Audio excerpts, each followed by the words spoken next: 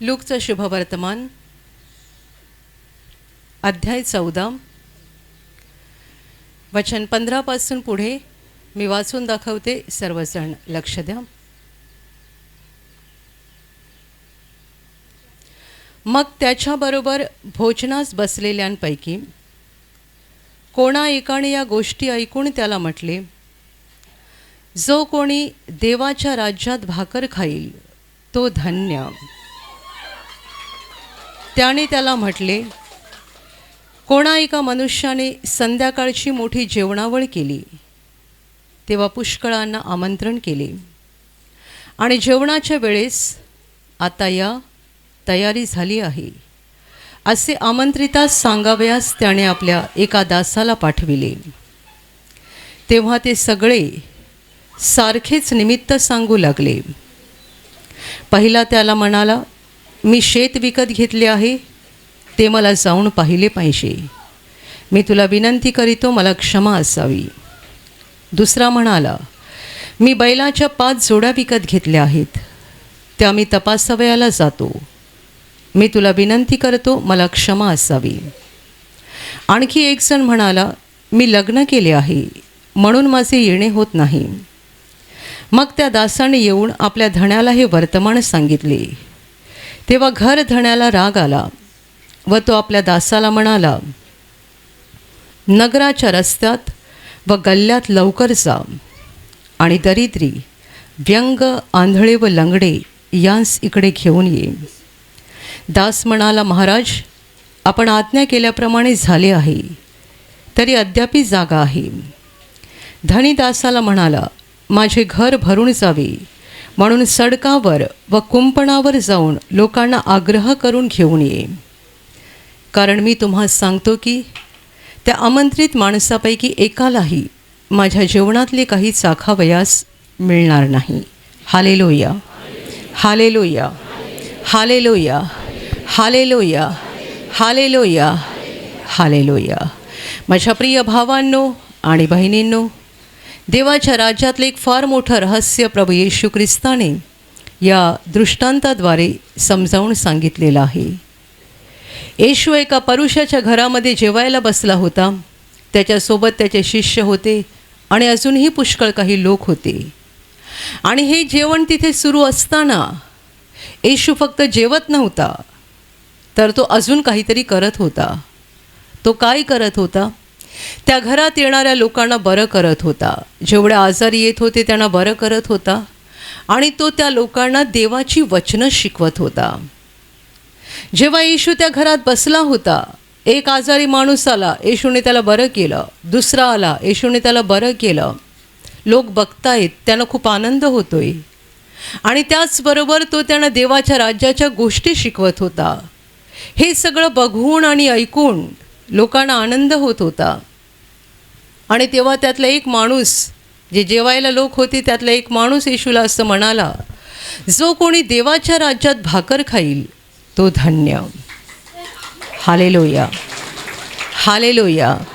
त्याने असा विचार केला, हा देवपुत्र 1 तासासाठी की अर्ध्या तासासाठी किंवा 2 तासासाठी या घरामध्ये आहे. आम्ही सगळे त्याच्यासोबत आहोत, आम्ही त्याच्यासोबत जेवतोय आणि केवढा आनंद आनंद आनंद आहे. तर मग ज्याला देवाच्या राज्यात प्रवेश मिळेल आणि तिकडे जो देवाबरोबर भाकर खाईल तो केवढा आशीर्वादित आहे, तो केवढा धन्य आहे. आणि जेव्हा तो असं म्हणाला, जो कोणी देवाच्या राज्यात भाकर खाईल तो धन्य, तेव्हा येशूने एक सुंदर उदाहरणाद्वारे ही गोष्ट समजावून दिली की देवाच्या राज्यात भाकर खाणं सोपं आहे की कठीण आहे. देवाच्या राज्यात भाकर खायला तुम्हाला पोहोचता येईल की पोहोचता येणार नाही. त्याने एक चांगला दृष्टांतच दिला. प्रभू येशू म्हणतोय, एका माणसाने संध्याकाळची मोठी जेवणावळ ठेवली. पुष्कळ लोकांना त्याने आमंत्रण केलं जेवणासाठी यायला. आणि जेव्हा जेवण तयार झालं तेव्हा त्याने आपल्या एका दासाला सांगितलं, आमंत्रित लोकांकडे निरोप घेऊन पाठवलं सांगायला, त्यांना जाऊन सांग, या जेवणाची तयारी झाली आहे. आणि तो दास गेला सांगायला. पण जेवढ्यांना आमंत्रण केलं होतं त्यातलं कुणीही आलं नाही, कारण सगळे वेगवेगळी कारणं द्यायला लागली.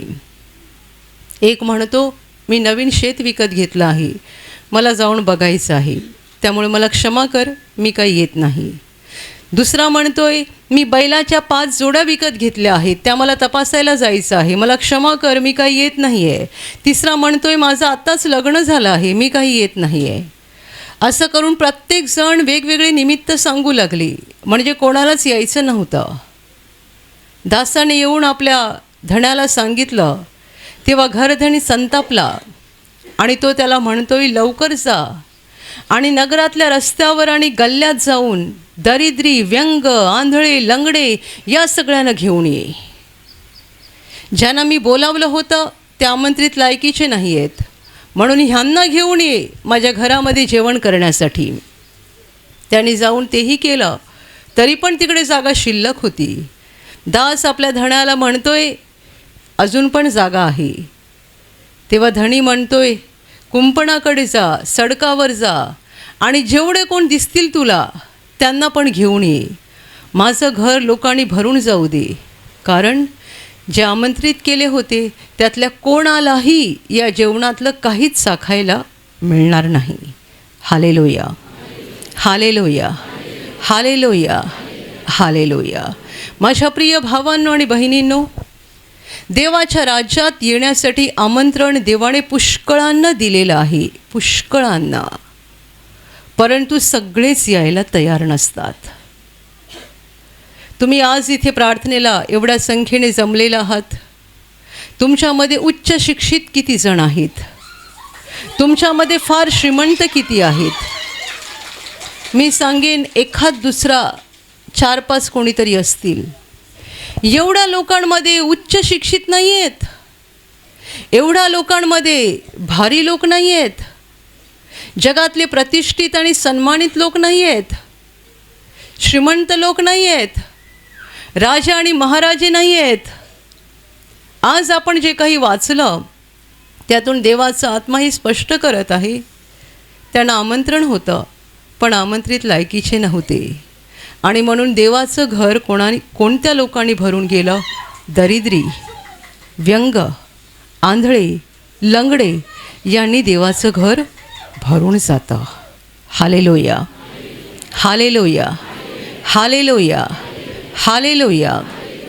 माझ्या प्रिय भावांनो आणि बहिणींनो, आपले या जगातलं जीवन हे काही काळाचं आहे. आपण खूप दगदग करतो. हे थोडंसं जीवन जगायला खूप काही दगदग करावी लागते, खूप काही कष्ट घ्यावे लागतात. परंतु अनंत काळात प्रवेश करण्यासाठी आणि देवाच्या राज्यात देवाच्या मेजावर बसून देवासोबत भाकर खाण्यासाठी थोडीशीच मेहनत घ्यावी लागते, पण ती मात्र सगळ्यांना घेता येत नाही. तुम्ही कोणाला सांगताय प्रार्थनेसाठी चला, तर ते तुम्हाला कारण देतात. काय कारण देतात? मी नवीन शेत घेतलं आहे, मी बैलाची जोडी घेतली आहे, माझं लग्न झालं आहे. कारणं तेव्हापासूनची सुरू आहेत. देवाच्या घरात यायला अनेकांना आमंत्रण आहे. देव बोलावतोय, या माझ्या मेजावर बसून माझ्यासोबत खा, आनंद घ्या. 1 दिवसाचा नाही, 1 महिन्याचा नाही, अनंत काळाचा आनंद घ्या. पण लोकांना आपले जगातल्या गोष्टी जास्त प्रिय आहेत आणि म्हणून ते सर्व काळच्या आनंदाकडे पाठ फिरवत आहेत. Hallelujah, hallelujah, hallelujah, hallelujah. हा श्रीमंत माणूस ज्याने जेवणावर ठेवली होती आणि आमंत्रण केलं होतं, ते आमंत्रित आलेच नाहीत, कारण त्यांना त्या घरात येणं आणि जेवणं काहीच महत्त्वाचं वाटलं नाही. तिकडे जाऊन जेवण घेणं हे महत्त्वाचं वाटलं नाही. त्यांच्या ज्या काही गोष्टी होत्या त्या त्यांना महत्त्वाच्या वाटल्या. अगदी असंच आत्मिक जगामध्ये घडत आहे. देव आम्हाला त्याच्या राज्यात यायचं आमंत्रण देतो आणि पुष्कळांना या आत्मिक जगातलं आमंत्रण महत्त्वाचं वाटत नाही आणि स्वतःच्या जीवनातल्या गोष्टी महत्त्वाच्या वाटतात. आमची कामं, आमचे उद्योगधंदे, आमचे व्यवसाय, आमचा संसार हेच आम्हाला अधिक महत्त्वाचं वाटतं. हालेलुया. आज तुम्ही इकडे आलेला आहात, कशासाठी आला आहात सांगा? खिचडी खायला नाही, तुम्ही देवाच्या घरात आत्मिक अन्न घ्यायला आलेला आहात. आत्मिक अन्न. तुम्ही देवाच्या घरात आत्मिक अन्न घ्यायला आलेला आहात. तुमच्यापैकी किती जण नियमितपणे दुरून येतात, लांबून येतात देवाच्या घरात आत्मिक अन्न खायला. हे जे आता तुम्ही ऐकत आहात ना, हे तुमच्या कानातून जे हृदयात जात आहे, हे आत्म्याचं अन्न आहे. आणि आत्म्याचं अन्न खाल्ल्यावर काय होते? आत्मा मजबूत होतो. आणि आत्मा मजबूत झाल्यावर काय होते? सैतानाला आपल्या जीवनामध्ये जागा राहत नाही. आत्मा मजबूत झाल्यावर होतं काय? आपण देवाच्या राज्यात चांगला प्रवास करत राहतो. आणि आत्मा मजबूत झाल्यानंतर शेवटी आपण अनंत काळात पोहोचणार आणि कायमचेच देवाच्या घरात, देवाच्या सोबत, देवाच्या मेजावर बसून खाणार आहोत. Hallelujah, hallelujah, hallelujah, hallelujah. आज कितीतरी भाऊ बहिणी दुरून आलेले आहेत.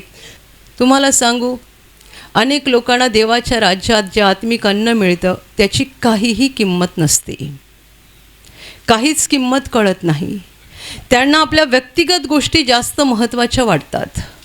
आमची कामं, आमचे व्यवसाय, आमचा संसार हे आपण मरेपर्यंत करतच राहणार. मरेपर्यंत हे सुरूच राहणार. आम्हाला आत्मिक गोष्टीचं महत्त्व समजणार कधी? आणि आम्ही आत्मिक गोष्टीला स्थान देणार कधी? तुमच्यावर जर देवाची दया झालेली आहे आणि तुम्हाला जर बोलावण्यात आलेलं आहे आणि तुम्ही जर देवाच्या घरात पोहोचला आहात, तर हे तुमचं बोलावणं आणि ही तुमची निवड टिकवून ठेवण्यासाठी प्रयत्न करा, मेहनत घ्या. याला सहज समजू नका, हलक्यात घेऊ नका. Hallelujah, hallelujah, hallelujah. जगातले हुशार आणि विद्वान, म्हणजे जगाच्या दृष्टीने हुशार आणि विद्वान असे म्हणतात की प्रार्थनेला येणारे लोक असतातच कोण? अशिक्षित लोक, गरीब लोक. त्यांना माहिती नाही आहे की तेच देवाची निवड आहेत. जा रस्त्यावर, जा गल्ल्यामध्ये आणि कोणाला बोलावून आण. दरिद्री, व्यंग, आंधळे, लंगडे, ही देवाची निवड आहे. ही देवाची निवड आहे. कारण दरिद्री सांगतो मला देवाच्या राज्यात यायचं आहे. व्यंग, आंधळा, लंगडा हे सांगतात आम्हाला देवाची गरज आहे. आणि जो खूप शिकला आहे किंवा ज्याच्याकडे खूप पैसा आहे तो म्हणतो मला देवाची गरज नाही आहे, मला देवाची गरज नाही आहे. आणि जी माणसं म्हणतात की मला देवाची गरज नाही आहे, त्यांना देव सांगतो मला पण तुझी गरज नाही आहे. ज्यांना मी हवा आहे ते मला हवे आहेत, पण ज्यांना मी नको आहे ते मला सुद्धा नको आहेत. Hallelujah, hallelujah. जेव्हा तो जगाचा शेवटचा न्यायाचा दिवस येणार आहे ना, त्या दिवशी आपण खूप काही विलक्षण गोष्टी बघणार आहोत. विलक्षण गोष्टी. ज्या लोकांना जगात मोठं समजलं जातं, सन्मानित केलं जातं, भारी समजलं जातं, उच्च स्थान दिलं जातं, ते कुठे असतील? आणि ज्यांना काही मान सन्मान नव्हता, जे दरिद्री होते, ज्यांच्याकडे कोणी बघत नव्हतं, जे उपेक्षित होते, त्यांचं स्थान काय असेल? आणि एका उदाहरणावरून येशूने हे आपल्याला दाखवून दिलेलं आहे. सत्य घटनेवरून. श्रीमंत मनुष्य आणि दरिद्री लाजर. श्रीमंत मनुष्य जो चैन विलासात, ऐशारामात आणि एकदम जगाच्या दृष्टीने उच्च असं जीवन जगणारा माणूस, मेल्यानंतर त्याचं काय झालं? आणि दरिद्री लाजर जो फोडांनी भरला होता, त्याच्याकडे कोणी बघत नव्हतं, कोणी त्याला एक वेळचं जेवण पण देत नव्हतं, कुत्री त्याच्या जखमा चाटायचे. तो एवढा निराधार, एवढा गरीब, एवढा दरिद्री, एवढा दीन की त्याच्याकडे कोणीच बघत नव्हतं. आणि श्रीमंताच्या घरातलं उष्ट अन्न खायला मिळावं, जे कुत्र्यांना टाकलं जातं ते खायला मिळावं म्हणून तो त्या घराच्या मागे पडलेला असायचा. तो जेव्हा मेला तेव्हा त्याचं काय झालं? श्रीमंत माणसाची उत्तर क्रिया झाली. गाजावाजा होत काय काय केलं असेल, केवढी मोठी सुवासिक द्रव्य वापरली असतील, केवढे फुलांचे हार वापरले असतील, किती मखमली ताग्याची कापडं वापरली असतील, केवढी भारी त्याची उत्तरक्रिया झाली असेल. त्याच्या शरीराची उत्तरक्रिया झाली एकदम भारी पद्धतीने, लव्यासम्यासहित. आत्मा कुठे गेला? अधोलोकाच्या आगीमध्ये तडफडत राहिला. हे बापा अब्राहमा, लाजराला विनंती कर की त्याने येऊन पाण्याचा एक थेंब माझ्या जिभेवर टाकावा आणि माझा जीव शांत करावा. विचार करा या घटनेवर. ही काल्पनिक गोष्ट नाही आहे, अजिबात नाही आहे. तुम्ही जगात खूप कहाण्या वाचल्या असतील. काही जणांना कथा कादंबऱ्या वाचायला आवडतात, गोष्टींची पुस्तकं वाचायला आवडतात. तुम्ही अशा प्रकारच्या कथा कादंबऱ्या गोष्टी खूप वाचल्या असतील, पण ही गोष्ट नाही आहे, काल्पनिक गोष्ट नाही आहे. ही रचलेली कथा किंवा कहाणी नाही आहे, ही सत्य घटना आहे. जो रोज मेजवान्या झोडायचा, जांभळी वस्त्रे घालायचा. जांभळी वस्त्रे हे राजघराण्याचं प्रतीक आहे, राजेशाहीचं प्रतीक आहे. एवढा भारी पद्धतीने राहणारा माणूस शेवटी अशा स्थितीला पोहोचला. हे बापा अब्राहमा, लाजराला विनंती कर की त्याने येऊन एक थेंब, पाण्याचा थेंब माझ्या जिभेवर टाकावा, कारण मी या अग्नीच्या जाळामध्ये क्लेश भोगत आहे. Hallelujah, hallelujah. आणि लाजर कोण? जो फोडांनी भरला होता.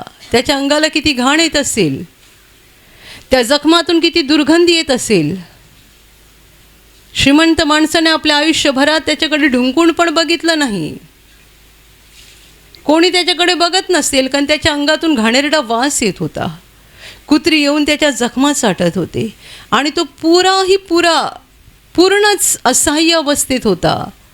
पण मेल्यानंतर त्याला फार भारी जागा मिळाली. तो अब्राहमाच्या उराशी बसला नाही, त्याला बसवलं गेलं. कोणी बसवलं? देवदूतांनी. त्याची उत्तरक्रिया झाली का? बायबलमध्ये त्याचा काही उल्लेख नाही आहे, कारण तो दरिद्री होता, रस्त्यावर पडलेला होता. त्याच्या घरचे कोण, त्याचा काका कोण, भाऊ कोण, मामा कोण, काही पत्ता नव्हता. त्याला असंच कुठेतरी त्याचं शरीर नेऊन दफन करून टाकलं असेल किंवा जाळलं असेल, माहिती नाही. पण त्याचा आत्मा कुठे गेला? देवदूतांनी येऊन त्याच्या आत्म्याला उचललं आणि थेट सुखलोकात नेलं, जिकडे अब्राहम बसला आहे. त्याच्या उराशी शब्द वापरला आहे. उर म्हणजे छाती, म्हणजे एवढं त्याला अब्राहमाच्या जवळ नेऊन बसवलं. Hallelujah, hallelujah, hallelujah. माझ्या प्रिय भावांनो आणि बहिणींनो, देवाच्या राज्याचं आमंत्रण पुष्कळ लोकांना आहे. परंतु कोणाला आपला पैसा प्रिय आहे, कोणाला आपली जमीन प्रिय आहे, कोणाला आपले घरचे लोक देवापेक्षा जास्त प्रिय आहेत. आपण आपल्या घरच्या लोकांवर, बायकोवर, नवऱ्यावर, मुलाबाळांवर, आईवडिलांवर प्रेम करायलाच पाहिजे. पण आपलं पहिलं प्रेम देवावर असलं पाहिजे, देवावर असलं पाहिजे. आपल्या हृदयात सगळ्यात पहिली जागा देवाला असली पाहिजे. ती जागा दुसऱ्या कोणाला द्यायची नाही. बायकोला नाही, नवऱ्याला नाही, मुलाला नाही, मुलीला नाही. काही स्त्रिया आपल्या मुलावर फार प्रेम करतात. माझा मुलगा, माझा मुलगा. म्हणजे मुलगी असेल तिच्यापेक्षा मुलावर जास्त. मुलगा ना, माझा मुलगा, वंशाचा दिवा. आणि त्याचे लाड एवढे लाड होतात ना, की नंतर तो आईच्या छातीवरती बसतो आणि गळा दाबतो. Hallelujah, hallelujah, hallelujah. माझ्या माहितीतली एक स्त्री आहे जी पूर्वी प्रार्थनेत येत होती. तिला पण एकुलता एक मुलगा. त्या मुलाचे एवढे लाड केले. नंतर हे कुटुंब प्रार्थनेपासून दूर गेले, जगामध्ये गेले आणि तो मुलगा पार बिघडला. चांगला शिकला होता, पण तो पार बिघडला. शाळेत असताना एकदम हुशार, इंग्लिश मिडियममधून त्याच्या आईने त्याला शिकवलं, हुशार मुलगा इंग्लिश मिडियममधून शिकला आणि नंतर व्यसनी झाला, एवढा वाईट बनला की शेवटी त्याने स्वतःच्या आईचा गळा दाबून तिला ठार केलं आणि आता तो तुरुंगात बसलेला आहे.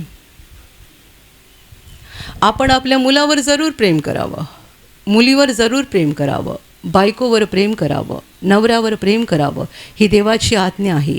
सासूवर, सासऱ्यावर, आईवर, वडिलांवर, आपल्या सगळ्या कुटुंबियांवर, सगळ्या शेजाऱ्यांवर, सगळ्या प्रिय लोकांवर आपण प्रेम करावं. परंतु आपल्या हृदयात, आपल्या जीवनात सगळ्यात पहिली जागा देवाला असली पाहिजे, जो आपला निर्माता, जो आपला जीवनदाता, ज्याने आपल्यावर एवढं प्रेम केलेलं आहे. आणि त्याहून महत्त्वाची गोष्ट, ज्याने आपल्यासाठी क्रूसावर स्वतःचं रक्त ओतलं आहे, तो माझ्या जीवनात पहिला, बाकी सगळं नंतर. Hallelujah, hallelujah, hallelujah. पण पुष्कळांना हे समजतच नाही आहे, कळतच नाही आहे. त्यांना पैसा महत्त्वाचा वाटतो, तर कोणाला आपला मुलगा महत्त्वाचा वाटतो, कोणाला आपलं घर महत्त्वाचं वाटते, कोणाला आपली जागा महत्त्वाची वाटते. माझ्या प्रिय भावांनो आणि बहिणींनो, तुम्ही जगाकडे जर नीट आत्मिक नजरेने बघत असाल तर तुम्हाला समजेल की जगाची घडी विस्कटलेली आहे आणि एखादा कपडा जीर्ण होऊन फाटायला लागतो, तशी आज जगाची अवस्था झालेली आहे. जीर्ण झालेला कपडा जेव्हा फाटतो तेव्हा त्याला परत शिलाई करता येत नाही. शिलाई निघाली असेल तिकडे तुम्ही शिलाई करू शकता, पण कपडा जर जीर्ण झाला आहे त्याला तुम्ही कितीही शिलाई केली तरी तो फाटणारच, परत फाटणार, कारण तो जीर्णच झाला आहे, त्याच्यात ताकदच नाही आहे. तुम्ही त्याला कितीही शिवायचा प्रयत्न केला तरी पण तो फाटत जाणार. जगाची ही अवस्था झालेली आहे. कितीही नीट करायचा प्रयत्न केला तरी काही नीट होत नाही आहे. आत्ता जगाचा शेवटच होणार आहे आणि न्यायाधीश येणार आहे आणि न्याय करणार आहे. जागे व्हा, सावध व्हा. हे जग संपत चाललेलं आहे. आपलं स्वतःचं जीवन आपल्याला माहीत नाही की आपण किती काळ आहोत. म्हणून आपली मनं देवाकडे लावा, देवाच्या मार्गाने चाला. स्वतःसाठी आणि आपल्या मुलाबाळांसाठी रडा. तुमची मुलं जर देवाच्या मार्गात नाही आहेत, रडा त्यांच्यासाठी. देवासमोर रडा, माणसांसमोर नाही. तुमचा नवरा देवाच्या मार्गाला नाही आहे, देवासमोर अश्रू ढाळा. तुमची बायको देवाच्या मार्गाला नाही आहे, देवासमोर अश्रू ढाळा. तुमचा मुलगा देवाच्या मार्गाला नाही आहे, देवासमोर अश्रू ढाळा. आणि देवाला सांगा, माझा मुलगा वाचला पाहिजे, तो तुझ्याकडे वळला पाहिजे, त्याचं मन तुझ्याकडे लागलं पाहिजे. रडा देवासमोर आणि प्रार्थना करा. जर तुमचा नवरा, तुमची बायको, तुमचा मुलगा, तुमची मुलगी जर देवाच्या मार्गाला लागले आहेत तर गर्व करू नका, आनंद करा, पण त्यांच्यासाठी प्रार्थना करा की ते देवाच्या मार्गात टिकले पाहिजेत. Hallelujah, hallelujah. काही जण म्हणतात, आता माझं काम झालं, माझा मुलगा, माझी मुलगी सगळी देवाच्या मार्गाला लागली, काम झालं. एवढ्यात आपण काही मिळवत नाही, लक्षात ठेवा. एवढ्याने होत नाही. तुमचं सगळं घराणं जरी प्रभूमध्ये आहे तरी एवढ्यात बोलून समाधानी होऊ नका, माझं काम झालं. काम सुरूच आहे. काय काम सुरू आहे? रोज गुडघे टेका, रोज देवासमोर उभे राहा, रोज देवाच्या उपस्थितीत या आणि रोज देवाला सांगा, माझ्या घरावरची तुझी दया टिकवून ठेव, माझ्या कुटुंबावरची तुझी दया टिकवून ठेव. माझा मुलगा परत बहकला नाही पाहिजे, माझी मुलगी परत बहकली नाही पाहिजे, माझा नवरा बहकायला नको, माझी बायको बहकायला नको. काम सुरूच आहे शेवटपर्यंत. हालेलुया. ज्याला कळतं देवाच्या राज्यात भाकर खाणं किती महत्त्वाचं आहे, तोच हे करू शकतो. ज्याला कळत नाही तो म्हणतो, मी बरा झालो, छान छान छान, आता येऊन साक्ष दिली, आता परत यायची काही गरज नाही, परत काही त्रास झाला की परत येऊ प्रार्थनेला. असे पण लोक असतात. फक्त आजारापुरता किंवा एखाद्या समस्येपुरता प्रार्थनेला येणारे आणि आपलं काम झालं की परत प्रार्थनेपासून दूर जाणारे लोक आहेत. असे बनू नका. अशाने तुमचा काही उपयोग होणार नाही. Hallelujah, hallelujah. मी तुम्हाला माझ्यावर विश्वास ठेवायला सांगत नाही आहे. मी तुम्हाला निर्माणकर्त्यावर आणि तारणाऱ्यावर विश्वास ठेवायला सांगत आहे. माणसं बदलतात, देव कधीच बदलत नाही. माणसं सोडून जातात, देव कधीच सोडून जात नाही. माणसं बदलू शकतात, पण देव कधीच बदलत नाही. मी आज आहे, उद्या असेन का माहिती नाही, पण देव मात्र तुमच्याबरोबर कायमचा राहणार. तो सोडणार नाही, तो टाकणार नाही. म्हणून आम्ही तुम्हाला माणसांवर विश्वास ठेवायला शिकवत नाही, तर जिवंत देवावर, जो आपला निर्माता आहे, जीवनदाता आहे आणि जो आपला तारणारा आहे, त्याच्यावर विश्वास ठेवायला शिकवत आहोत. Hallelujah, hallelujah, hallelujah, hallelujah. प्रार्थनेला येण्यासाठी बहाणे देत राहू नका. घरी प्रार्थनेची वेळ झाली की बहाणे देत राहू नका. बायबल वाचनाची वेळ देत आली की काही ना काही निमित्त काढत राहू नका. निमित्त देणाऱ्याची कारणं इथे लिहिलेली आहेत आणि ती यादी खूप मोठी आहे. ती 3च कारणं आहेत. मी शेत विकत घेतलं आहे, मी बैलाच्या जोड्या विकत घेतल्या आहेत, माझं लग्न झालं आहे. ही फक्त निमित्तांची सुरुवात आहे. पुढे खूप काही निमित्त आहेत, पण असले निमित्त देऊन आपण स्वतःचं नुकसान करतो हे लक्षात घ्या. मी प्रार्थना केली असती घरी, पण माझ्या घरात वातावरण चांगलं नाही आहे. काही जण म्हणतात मला प्रार्थना करायची आहे, पण माझ्या घरामध्ये टी व्ही चालू असतो, घरामध्ये सगळे गोष्टी करत असतात आणि मग सगळे बडबड करत असतात आणि आमची एकच खोली आहे, मग मला प्रार्थना करता येत नाही. त्यांना मी असा सल्ला दिला आहे, घरातले लोक रात्री तरी झोपतात की नाही, की रात्री पण गोष्टी करत असतात? नाही, रात्री झोपतात. मग आपण रात्री उठायचं आणि प्रार्थना करायची. अर्धा तास का होईना, तुम्ही रात्रीची झोप टाळून अर्धा तास जरी देवासमोर बसलात ना, त्याचं मोठं मोठं प्रतिफळ तुम्हाला मिळेल. Hallelujah, hallelujah. एअर कंडिशन चर्चमध्ये बसून 3 तास देवाची आराधना करण्यापेक्षा मध्यरात्री उठून अर्धा तास, कारण दिवसभर घरात शांती नाही आहे, म्हणून मध्यरात्री उठून जो अर्धा तास देवाच्या उपस्थितीत बसतो ना, तो देवाचे मोठे आशीर्वाद मिळवेल. Hallelujah, hallelujah, hallelujah. आता तुम्हाला तुमच्यापैकी काहींना घाम येत असेल माहिती नाही, पंखे थोडेच आहेत. मला तर येतोच आहे, कारण माझा पंखा कॅमेऱ्याला दिला आहे. कारण आमचा कॅमेरा पावसाळ्यामध्ये हवा नसली की त्याच्यावरती आर्द्र जमा होते, धुरकट होतो, आणि म्हणून मीच सांगितलं पंखा कॅमेऱ्याला द्या. का? प्रवचन रेकॉर्ड होणं महत्त्वाचं आहे. आज तुम्ही इथे 700-800 लोक आहात, तुम्ही ऐकताय, हे रेकॉर्डिंग पण होऊ दे, ज्यामुळे यूट्यूबवर जाईल, अजून 2-4 हजार लोक ऐकतील. काय होईल? त्यांना आत्मिक अन्न मिळेल. Hallelujah, hallelujah. पण माझा घाम निघतोय म्हणून मला कंटाळा आलेला नाही, अजिबात नाही. देवाच्या राज्यात घाम गाळणं याच्यापेक्षा चांगली गोष्ट काय आहे? मी तरी त्याला भारी गोष्ट समजते. कारण माझा प्रभू सगळं वैभव सोडून त्याग करून या जगात आला.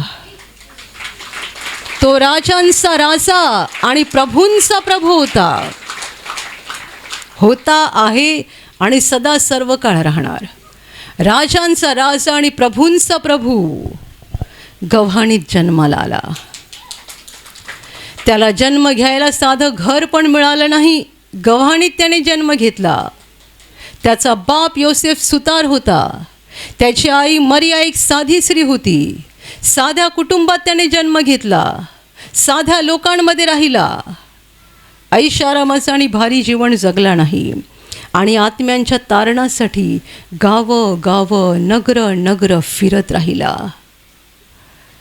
उंटावर बसून आणि घोड्यावर बसून प्रवास केला नाही, पायी चालत गेला. Hallelujah, hallelujah. बायबल म्हणतं, चालून चालून दमलेला येशू तसाच त्या झऱ्यावर बसला. कोण तो? राजांचा राजा आणि प्रभूंचा प्रभू, ज्याच्या सेवेसाठी अगणित देवदूत हजर आहेत. तो चालून चालून दमला. त्याने आपल्यासाठी एवढा त्याग केला, तर तुम्ही आणि मी थोडासा घाम गाळला तर तो काही मोठा त्याग आहे. Hallelujah, hallelujah. तुमच्या घरात दिवसभर शांत वातावरण नाही आहे, तुम्हाला प्रार्थना करायला मिळत नाही आहे, मध्यरात्री उठा. तुम्ही सांगाल मला जागच येत नाही आहे. मग याचा अर्थ असा की तुम्ही आपल्या शरीराच्या अधीन झाला आहात. तुम्ही शरीराच्या अधीन झाला आहात. पण लक्षात ठेवा, शरीराला आपलं गुलाम करायचं असते, आपण शरीराचं गुलाम व्हायचं नाही.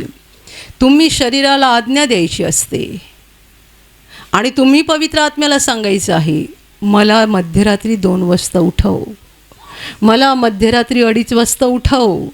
ही जर तुमची इच्छा आहे तर पवित्र आत्मा तुम्हाला जाग देणार, खात्रीने, अगदी निश्चितपणे. एक अर्धा तास तुम्ही बसा देवासमोर, मनातल्या मनात देवाची आराधना करा. आता तुमच्या घरातलं वातावरण असं आहे, विश्वासाला अनुकूल वातावरण नाही आहे, तर तुम्ही मध्यरात्री उठून मोठमोठ्याने गाणी बोलत बसू नका. नाहीतर सांगाल सिस्टरांनी सांगितलं मध्यरात्री उठून प्रार्थना करा, तर मध्यरात्री उठून टाळ्या पिटत बसाल आणि मोठमोठ्याने गाणी बोलाल, तरी मग घरचं वातावरण बिघडेल. लक्षात ठेवा, देव आत्मा आहे आणि त्याला आत्म्याने केलेली प्रार्थना आवडते. जिथे आपल्याला मोठ्याने गाणं शक्य आहे, टाळ्या वाजवणं शक्य आहे, नाचणं शक्य आहे, तिकडे आपण ते करतो. आणि जिकडे शक्य नाही तिकडे पण आपल्याला माहिती आहे कशा रीतीने प्रार्थना करायची. देव आत्मा आहे. तुम्ही आपल्या हृदयाने आणि आत्म्याने त्याची आराधना करा, उपासना करा, त्याची प्रार्थना करा, त्याच्यासमोर विनंत्या करा. तो ऐकणार आणि खात्रीने तुम्हाला उत्तर देणार. Hallelujah, hallelujah, hallelujah. पण टिकून रहा देवाच्या मार्गात, टिकून रहा. पुष्कळांना आमंत्रण आहे, ते देवाच्या राज्यात पोहोचत नाहीत.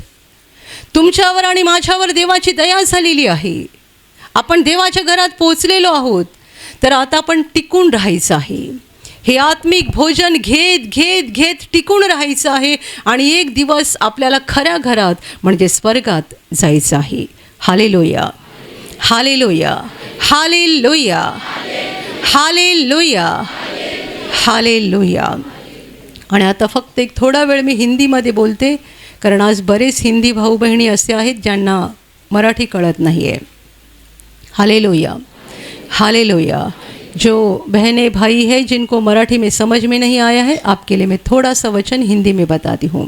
हमने एक बाइबिल का ऐसा दृष्टांत पढ़ा है जिसमें प्रभु यीशु एक घर में बैठा हुआ था. वहाँ पर बहुत सारे लोग थे. यीशु को वहाँ खाना खाने के लिए बुलाया गया था. सब लोग यीशु के साथ खाना खा रहे थे और यीशु वहाँ लोगों को चंगा भी कर रहा था, परमेश्वर के राज्य के वचन भी बता रहा था. एकदम सुंदर खुशहाल माहौल था, लोगों का दिल बड़ा खुशी से भरा हुआ था. तब बीच में एक व्यक्ति ने ऐसा कहा, धन्य है वह मनुष्य जो परमेश्वर के राज्य में रोटी खाएगा. जब उसने ऐसा कहा कि धन्य है वह मनुष्य जो परमेश्वर के राज्य में रोटी खाएगा, तब यीशु ने एक दृष्टांत दिया. ऐसा दृष्टांत कहा कि एक अमीर मनुष्य ने अपने घर में शाम के समय भोज रखा और बहुत लोगों को बुलाया, आमंत्रण दे दिया. जब खाना तैयार हो गया, भोजन तैयार हो गया, तब उसने अपने दास को भेजा उनको बताने के लिए कि आओ भोजन तैयार हो गया है. दास उनको बुलाने के लिए गया, लेकिन वो कोई भी आने के लिए तैयार नहीं थे. हर कोई अलग अलग बहाना दे रहे थे. एक ने कहा कि मैंने अभी अभी नया खेत खरीद लिया है, तो मुझे उसे जाकर देखना है, तो मैं नहीं आ सकता. दूसरे ने कहा मैंने बैल खरीदे हैं, तो मुझे उनको जाके जांच करनी है, तो मैं नहीं आ सकता. एक ने कहा मेरी अभी अभी नई शादी हो गई है, तो मैं भी नहीं आ सकता. एक एक करके अलग अलग बहाने मिलते गए और जिनको बुलाया गया था कोई नहीं आए. दास ने आकर ये सारी खबर अपने स्वामी को दे दी. स्वामी को बड़ा गुस्सा आ गया और स्वामी ने उससे कहा जल्दी जा, रास्ते पर, नगर के रास्ते पर गलियों में जा और वहाँ तुझे जो कंगाल, टुंडे, अंधे, लंगड़े दिखेंगे, उन सबों को लेकर आ मेरे घर में खाना खाने के लिए. उनको बुलाया गया. दास ने अपने स्वामी से कहा अभी भी जगह खाली है. उसने कहा फिर से जाओ, जो सड़क पर मिलेंगे, बाड़े के पास मिलेंगे, उनको भी लेकर आओ ताकि मेरा घर भर जाए. और ध्यान में रखना, जिनको बुलाया गया था उनको इस भोज में से कुछ भी चखने को तक नहीं मिलेगा. Hallelujah, hallelujah, hallelujah. मेरे प्यारे भाइयों और बहनों, परमेश्वर का पुत्र यीशु मसीह स्वर्ग का निमंत्रण लेकर इस धरती पर आया। वो ये कह रहा है, आओ मेरे पिता के घर में, मेरे पिता के घर में मैं तुम्हें लेकर जाता हूँ। लेकिन बुरी बात ऐसी है, इस निमंत्रण को दुनिया के कितने सारे लोग सालों साल से इनकार कर रहे हैं, अलग अलग बहाने बता रहे हैं, अलग अलग कुछ न कुछ कारण दे रहे हैं और बोल रहे हम नहीं आ सकते हैं। उनको नहीं पता कि वे क्या गवा रहे हैं। यदि आप पर अनुग्रह हुआ है और आप परमेश्वर के घर में पहुँचे हैं तो जान लेना कि परमेश्वर ने आपको उसके अनंत जीवन में यानी उसके अनंत महिमा में आने के लिए चुन लिया है। Hallelujah, hallelujah, hallelujah, hallelujah. बहुत सारे लोग आज दूर दूर से यहाँ पर आए हैं। आप यहाँ पर किस लिए आए हो? आत्मिक भोजन लेने के लिए। अभी जो मैं आपको बता रही हूँ आप सुन रहे हो, अपने कान से आपके दिल में जा रहा है, आपकी आत्मा में प्रवेश कर रहा है। ये सारा आत्मिक भोजन है जिसके द्वारा आपकी आत्मा मजबूत बनते जाएगी और आत्मा के मजबूत बन जाने के बाद शैतान आपके जीवन से हारते जाएगा, आपका जीवन रोशनी से भरते जाएगा और आप विश्वास के सफ़र को सफलता से पूरा कर पाएंगे। मेरे प्यारे भाइयों और बहनों, ये बहुत ज़रूरी है कि हम परमेश्वर के निमंत्रण का स्वीकार करें, उसके घर में प्रवेश करें, बने रहे और इस सफ़र को पूरा करके जो परमेश्वर का सच्चा घर है स्वर्ग, वहाँ हमें पहुँचना है। हम परमेश्वर के साथ बैठे और उसके साथ भोजन करें, एक दिन के लिए नहीं, एक महीने के लिए नहीं, अनंत काल के लिए। Hallelujah, hallelujah, hallelujah. और इसीलिए आपको बहुत ज़रूरी है कि आपको जो बुलावा मिला है और जो आपको चुना गया है उस पर आप बने रहे, टिके रहे, मेहनत करनी है। बहुत सारे हैं जिनको अपने व्यक्तिगत बातें महत्वपूर्ण लगती है, किसी को पैसा महत्वपूर्ण लगता है, किसी को अपने घर के लोग परिवार महत्वपूर्ण लगता है, किसी को अपने ज़मीन जायदाद घर गाड़ी बंगला ये सारी चीज़ें महत्वपूर्ण लगती है। लेकिन समझ लेना, ध्यान में रखना, हम इस संसार में मेहमान के समान हैं, हमें इस दुनिया को छोड़कर जाना है। और साथ ही साथ ये भी बड़ी सच्चाई है कि दुनिया भी ख़त्म होने जा रही है, दुनिया का अंत नज़दीक आ गया है। इसलिए जो दुनिया को चिपक के रहेंगे उनका विनाश हो जाएगा, बड़ा नुकसान हो जाएगा। हमें दुनिया को चिपक कर नहीं रहना है। आप आपके परिवार से प्रेम करना ज़रूरी है, आपके पति से, पत्नी से, बच्चों से प्रेम करो, लेकिन अपने जीवन में सबसे पहला प्रेम परमेश्वर से करो। पहला स्थान परमेश्वर को दे दो, वो पहला, बाकी सब कुछ बाद में। वो जगह और किसी को नहीं मिलनी चाहिए। मुझे जीवन देने वाला, मुझे बचाने वाला मेरा परमेश्वर यीशु मसीह मेरे जीवन में, मेरे दिल में पहले स्थान पर होना चाहिए। वो जगह मेरे पति को नहीं मिलेगी, पत्नी को नहीं मिलेगी, लड़के को नहीं मिलेगी, लड़की को नहीं मिलेगी, माँ को नहीं मिलेगी, पिताजी को नहीं मिलेगी। उनके लिए भी मेरे दिल में जगह है, लेकिन परमेश्वर के बाद पहली जगह परमेश्वर को मिलनी चाहिए। Hallelujah, hallelujah, hallelujah, hallelujah. आपने परमेश्वर के राज्य में प्रवेश किया है, यीशु का सुसमाचार सुना है, क्रूस के संदेश पर विश्वास किया है, इसका मतलब परमेश्वर ने आप पर बड़ी दया की है। तो आपको इस राज्य में अंत तक बने रहना ज़रूरी है। इसलिए बहुत प्रार्थना करते जाओ, जो पढ़ सकते हैं आप बाइबल पढ़ते जाओ, आलसी मत बनते जाओ। आत्मिक नज़र में आलसी मत बनो। ये मत बोलो कि मेरे घर में प्रार्थना करने के लिए जगह नहीं है। आज तक कई लोगों ने मुझे ऐसा बहाना दिया है, प्रार्थना करने की इच्छा तो बहुत है लेकिन मेरे घर में जगह नहीं है प्रार्थना करने के लिए। एक ही कमरा है, दिन भर घर में टीवी भी शुरू रहता है, घर के सारे लोग बातें करते रहते, तो प्रार्थना कहाँ करें? मैंने उनको जवाब दिया है, अब आधी रात जाग जाओ जब सब सोए रहते हैं, और आधा घंटा भी आप प्रार्थना करेंगे ना आधी रात को उठकर, वो भी बड़ी प्रार्थना बन जाएगी और परमेश्वर उसका आपको बड़ा प्रतिफल देगा। Hallelujah, hallelujah. बहाना मत देना, जैसे कि बहाने यहाँ पर लिखे गए हैं। मैंने खेत खरीदा है, मैंने बैल खरीदे हैं, मेरी शादी हो गई है। ये क्या है? बहाने की लिस्ट है जो आगे बहुत बढ़ती गई है। हर किसी के पास कुछ न कुछ बहाना रहता है। आप बहाना मत देना। परमेश्वर के सामने आने के लिए, उसकी मौजूदगी में आने के लिए और साथ ही साथ उसके बातों का पालन करने के लिए, परमेश्वर के वचनों का पालन करने के लिए भी बहाना मत देना। बहुत सारे लोग बोलते क्या करें, करना ही पड़ता है, झूठ बोलना पड़ता है, ये गलत काम करना पड़ता है, ये बुरा काम करना पड़ता है। परमेश्वर के वचन पर चलने के लिए बहाना मत देते जाओ, वरना आप ही का नुकसान हो जाएगा, परमेश्वर का कुछ नहीं बिगड़ेगा। कितने सारे लोग कुछ समय तक चलते हैं सीधे, फिर से टेढ़े हो जाते हैं। कुछ संकट आ गया, मुसीबत आ गई, थोड़े सीधे होते फिर से टेढ़े होते हैं। बार बार टेढ़े मत होते जाओ। परमेश्वर के मार्ग को सच्चाई से पकड़े रहो और उसके रास्ते से चलते रहो। आप पर अनुग्रह हुआ है, इस अनुग्रह में बने रहो, ताकि विश्वास का सफ़र हम अंत तक अच्छे से पूरा करेंगे, सफलता से पूरा करेंगे, और ये जीवन के ख़त्म होने के बाद हम परमेश्वर के घर में पहुँचेंगे और परमेश्वर के घर में उसके साथ रोटी खाएंगे। Hallelujah, hallelujah, hallelujah, hallelujah. आणि आता मी तुमच्यासाठी प्रार्थना करणार आहे। पूर्ण विश्वास ठेवा की प्रभू येशू एका क्षणात तुम्हाला स्पर्श करून बरं करेल। एका क्षणात तो तुमच्या जीवनातलं दुःख काढून टाकेल, कारण प्रभू आजही जिवंत आहे। 2000 वर्षांपूर्वी तो देहरूपात या जगात होता, आज देहरूपात नाही आहे, पण आत्म्याच्या रूपाने आहे।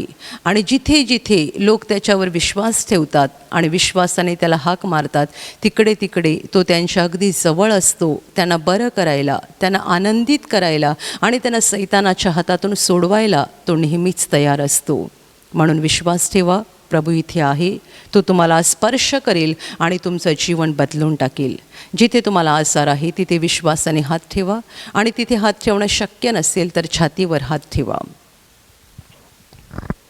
प्रभू येशूच्या नावाने या क्षणाला तुमच्या शरीरातले सगळे आजार नष्ट होत, प्रभू येशूच्या नावाने तुमच्या जीवनातील सगळी दुःख निघून जावोत। सैतानाची सर्व कामं तुमच्या घरातून आणि तुमच्या कुटुंबातून प्रभू येशूच्या नावाने पूर्णपणे नष्ट होत। सर्व शुद्धात्म्यांनो, प्रभू येशूच्या नावाने मी तुम्हाला आज्ञा देत आहे, या क्षणाला यांना सोडून निघून जा आणि पुन्हा त्यांच्यात शिरू नका।